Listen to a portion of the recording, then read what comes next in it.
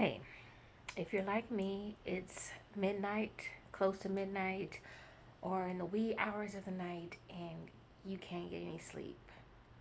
Why? Because your mind is running high. It's running around the block and down the circle, and all you want to do is get some rest, but your mind won't let you. But one of the things that is keeping me up tonight is I'm just beating my own self up.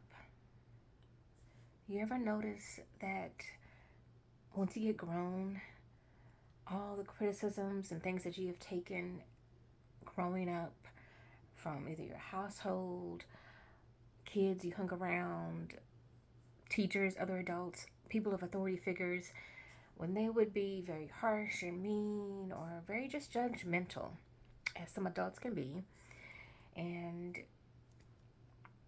you've forgotten about most of it, you've moved on with your life, but 10 years later, 15 years later, all of a sudden, you find yourself criticizing yourself for the smallest things and you don't know why. It's probably stemming from all of that stuff when you were a kid. Why are we our biggest critics? You know, we try to love ourselves, we try to give grace to ourselves, but it's just hard to do, right? Even though we all know, I know, you know, that there is no one perfect, but somehow in our brain, we think that we can be perfect. Somewhere in our mind, there's this illusion that despite the fact that I know no one in this world is perfect, but God, no one is perfect, we still put these high standards on ourselves. Whether or not it's to succeed in a career, whether or not it's to have a partner, be married, have kids, house, picket fence, because you got to have the society standards of success, and if you don't have that, then what do you have? Well, that's what they make you believe, that if you don't have what they have, then what do you have? Well, I'm here to tell you and myself that you have a lot.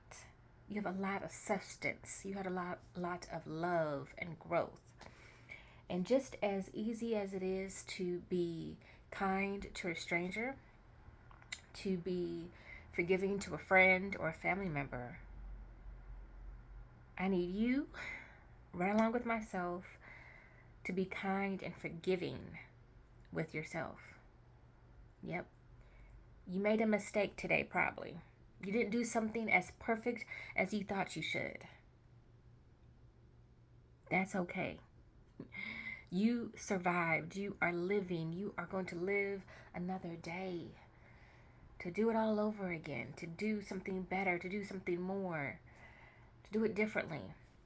But what you did do today, it may not be what you thought should be perfect of it, but it needed to be done the way it was done, right? Everything has a reason and a season, and one of my favorite verses in the Bible is everything works together for the good of those who love God. So if you don't know God and you don't know Jesus, definitely look up this verse. I'll drop what it is down here, where it's from, because I can't remember off the top of my head. It is midnight. Forgive me. But be kind to yourself. Today, when you get dressed for the day, I challenge you to be kind to yourself today. Be a good friend to yourself. When you start to feel yourself beating yourself up for not doing something so perfectly, pause and give yourself the advice you would give your best friend or your sibling or your mom or dad. What advice would you tell them if they were beating themselves up over something that they thought that they did that was a mistake? Well, 9 times out of 10, it wasn't a mistake. They didn't do anything wrong, right? They're just overthinking it. They're overanalyzing, right? Self-critical people overanalyze a lot of things because everything has to be perfect. But there is no perfectionism, right? You aren't perfect and I'm not perfect, and we just have to remind ourselves of that. We may not have done what we initially wanted to do. Sometimes I do something and then hours later I'm like, dang it, I should have said this to that person. Or why did I let them get away with doing or behaving this way to me? I should have stood up for myself more. I should have done that. We've all been there. And guess what? It's okay.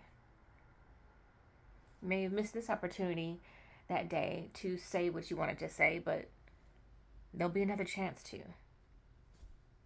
There is nothing wrong with you. There's nothing wrong with me. We are all learning. We are all growing. So I encourage you to give yourself grace today. Rest your mind easy. Okay? When those intrusive thoughts start to take over, I want you to counter it and say, no, that's not true. I did okay. I'm going to be okay. Everything will turn out okay. Everything will be all right. Have that conversation with yourself. You have a critical thought, shut it down with everything will be okay. Everything's going to be all right. I'm not going to worry. Nope, nope, nope. You tell it no. That negative thought that comes try to swim around, nope. And then try to think about something else. Try to think about something relaxing, being on the beach, being hiking, dancing, something else to distract your mind, to relax. And then hopefully you'll fall asleep. And if you need to, I like listening to music to go to sleep sometimes because it will help drown out the noises in my own mind, right? So maybe play some music. Play something on your phone, listen to it softly, turn the volume down to whatever volume is appropriate for yourself, and listen to some relaxing music and go to sleep. Do a meditation before going to sleep. Write it down in a journal before laying down. If you find yourself still restless while you're laying down, get up. It's okay. Get up. Maybe stretch. Do a small walk around in your house or apartment. When I find myself still not able to go to sleep, I get up and I read. I read or I listen to music, something to just help be cathartic of getting that energy out. You've got this. You could do this. You did not mess up today. No, you didn't. And everything will be okay. Don't you forget. You let me know if you have your own tips of what you do when you find yourself not able to go to sleep because all of your thoughts are racing in your mind. You let me know. You let everybody else know. Let's be a community and share some tips with each other. We gotta support each other. Have a great night.